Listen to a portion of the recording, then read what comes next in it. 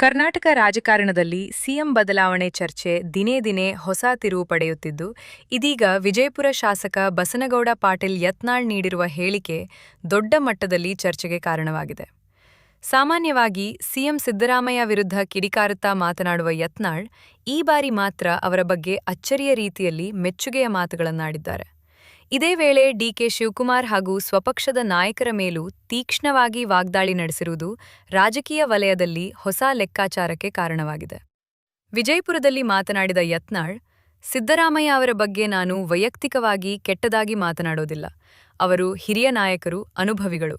ಅವರಲ್ಲಿ ಒಂದು ಒಳ್ಳೆಯ ಗುಣ ಇದೆ. ಎಷ್ಟೇ ಟೀಕೆ ಮಾಡಿದ್ರೂ, ವಿರೋಧ ಮಾಡಿದ್ರೂ ಅವರು ಹಳೆಯ ಫೈಲ್ ತೆಗೆದು ದ್ವೇಷ ರಾಜಕಾರಣ ಮಾಡುವವರಲ್ಲ ಎಂದು ಹೇಳಿದ್ದಾರೆ. ಈ ಮಾತು ಕೇಳುತ್ತಿದ್ದಂತೆಯೇ ಹಲವರು ಅಚ್ಚರಿಪಟ್ಟಿದ್ದಾರೆ. ಏಕೆಂದರೆ ಇದುವರೆಗೂ ಕಾಂಗ್ರೆಸ್ ಸರ್ಕಾರದ ವಿರುದ್ಧ ನಿರಂತರವಾಗಿ ಆಕ್ರೋಶ ವ್ಯಕ್ತಪಡಿಸುತ್ತಿದ್ದ ಯತ್ನಾಳ್ ಈ ಬಾರಿ ಸಿದ್ದರಾಮಯ್ಯರನ್ನು ನೇರವಾಗಿ ಹೊಗಳಿರುವುದು ಗಮನ ಸೆಳೆದಿದೆ.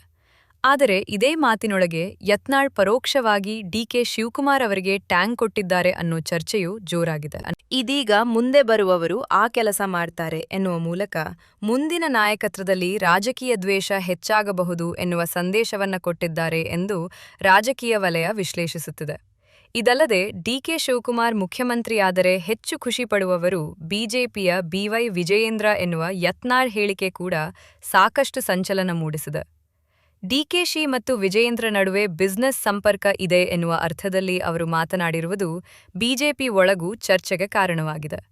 ತಮ್ಮದೇ ಪಕ್ಷದ ರಾಜ್ಯಾಧ್ಯಕ್ಷರ ವಿರುದ್ಧ ಇಷ್ಟು ನೇರವಾಗಿ ಮಾತನಾಡೋದು ಯತ್ನಾಳ್ ಶೈಲಿಯ ವಿಶೇಷ ಅಂಶ ಅಂತ ರಾಜಕೀಯ ವಲಯ ಹೇಳುತ್ತಿದೆ. ಯತ್ನಾಳ್ ಮಾತಿನಲ್ಲೇ ಇನ್ನೊಂದು ದೊಡ್ಡ ಹೈಲೈಟ್ ಅಂದ್ರೆ ಸಿದ್ದರಾಮಯ್ಯ ರಾಜೀನಾಮೆ ವಿಚಾರದಲ್ಲಿ ಮುಸ್ಲಿಂ ನಾಯಕರ ಮೌನದ ಬಗ್ಗೆ ಅವರು ಮಾಡಿದ ಟೀಕೆ. ಸಿದ್ದರಾಮಯ್ಯ ತಮ್ಮ ರಾಜಕೀಯ ಜೀವನದಲ್ಲಿ ಮುಸ್ಲಿಂ ಸಮುದಾಯಕ್ಕೆ ಹೆಚ್ಚು ಆದ್ಯತೆ ಕೊಟ್ರು. ಕೊನೆಯ ಕ್ಷಣದವರೆಗೂ ಅವರ ಪರ ನಿಂತರು. ಆದರೆ ಇಂದು ಅವರ ರಾಜೀನಾಮೆ ವಿಚಾರ ಬಂದಾಗ ಒಬ್ಬರೂ ಮುಸ್ಲಿಂ ನಾಯಕರು ಬೀದಿಗಿಳಿದು ವಿರೋಧ ಮಾಡಲಿಲ್ಲ ಎಂದು ಅವರು ಹೇಳಿದ್ದಾರೆ. ಈ ಹೇಳಿಕೆ ಈಗ ಭಾರೀ ಚರ್ಚೆಗೆ ಕಾರಣವಾಗಿದೆ. ಯತ್ನಾಳ್ ಈ ಮಾತಿನ ಮೂಲಕ ಕಾಂಗ್ರೆಸ್ನ ಅಲ್ಪಸಂಖ್ಯಾತ ಮತ ಬ್ಯಾಂಕ್ ರಾಜಕಾರಣವನ್ನೇ ಪ್ರಶ್ನಿಸಿದ್ದಾರೆ ಎನ್ನಲಾಗುತ್ತಿದೆ. ರಾಜಕೀಯವಾಗಿ ನೋಡಿದ್ರೆ ಈ ಹೇಳಿಕೆ ಕೇವಲ ಟೀಕೆ ಅಲ್ಲ.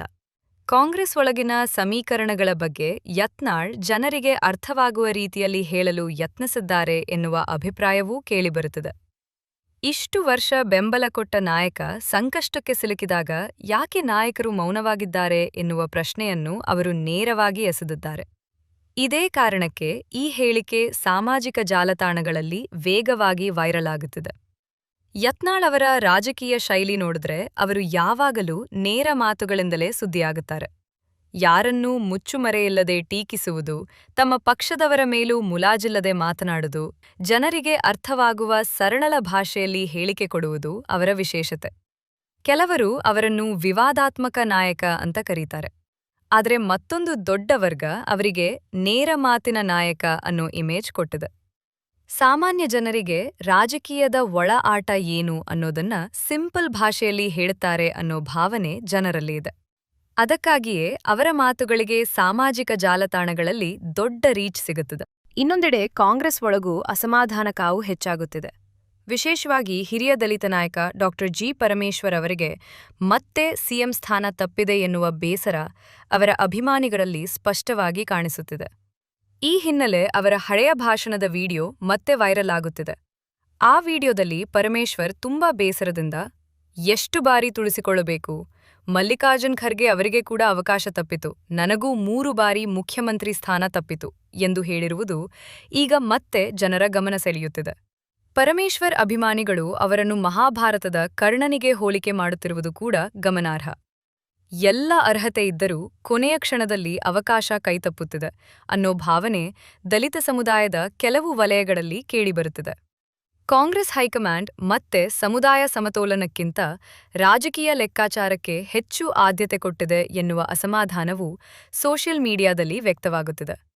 ಒಟ್ಟಿನಲ್ಲಿ ಕರ್ನಾಟಕ ಕಾಂಗ್ರೆಸ್ನಲ್ಲಿ ನಾಯಕತ್ವ ಬದಲಾವಣೆ ಕೇವಲ ಸಿಎಂ ಕುರ್ಚಿಯ ಬದಲಾವಣೆ ಮಾತ್ರ ಆಗಿಲ್ಲ. ಅದರ ಜೊತೆ ಸಮುದಾಯ ರಾಜಕಾರಣ, ಒಳ ಗುಂಪುಗಳ ಪೈಪೋಟಿ, ಹಳೆಯ ಅಸಮಾಧಾನ, ಭವಿಷ್ಯದ ಚುನಾವಣಾ ಲೆಕ್ಕಾಚಾರ ಎಲ್ಲವೂ ಒಂದೇ ವೇಳೆ ಮೇಲಕ್ಕೆ ಬರುತ್ತಿವೆ. ಇದೇ ವೇಳೆ ಬಸನಗೌಡ ಪಾಟೀಲ್ ಯತ್ನಾಳ್ ಅವರಂತಹ ನಾಯಕರು ಈ ಸಂದರ್ಭವನ್ನ ಬಳಸಿಕೊಂಡು ಕಾಂಗ್ರೆಸ್ ಒಳಗಿನ ಗೊಂದಲಗಳನ್ನ ಸಾರ್ವಜನಿಕರ ಮುಂದೆ ತೆರೆದಿಡುತ್ತಿದ್ದಾರೆ.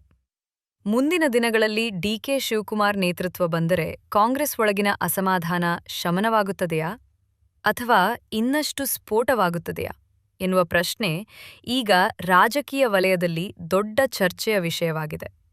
ಆದರೆ ಒಂದು ವಿಷಯ ಮಾತ್ರ ಸ್ಪಷ್ಟ: ಯತ್ನಾಳ್ ಅವರ ನೇರ ಮಾತು, ಮುಲಾಜಿಲ್ಲದ ಶೈಲಿ ಮತ್ತು ಯಾರನ್ನೂ ಬಿಡದೆ ಟೀಕಿಸುವ ಧೋರಣೆ ಅವರನ್ನ ದಿನೇ ದಿನೇ ಹೆಚ್ಚು ಜನಪ್ರಿಯ ನಾಯಕರನ್ನಾಗಿ ಮಾಡುತ್ತಿದೆ.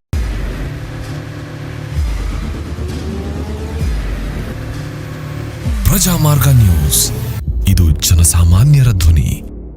ನಮಸ್ಕಾರ. ನೀವು ನೋಡ್ತಾ ಇದ್ದೀರಾ ಪ್ರಜಾಮಾರ್ಗ ನ್ಯೂಸ್. ರಾಷ್ಟ್ರದ ರಾಜ್ಯದ ರಾಜಕೀಯದ ಬಗ್ಗೆ ಹೆಚ್ಚಿನ ಸಿನಿಮಾ ಅಪ್ಡೇಟ್ಗಳಿಗಾಗಿ ಫಸ್ಟ್ ಲೈಕ್ ಮಾಡಿ, ಸಬ್ಸ್ಕ್ರೈಬ್ ಆಗಿ, ಹಾಗೆ ಫಾಲೋ ಕೂಡ ಮಾಡಬೇಕು.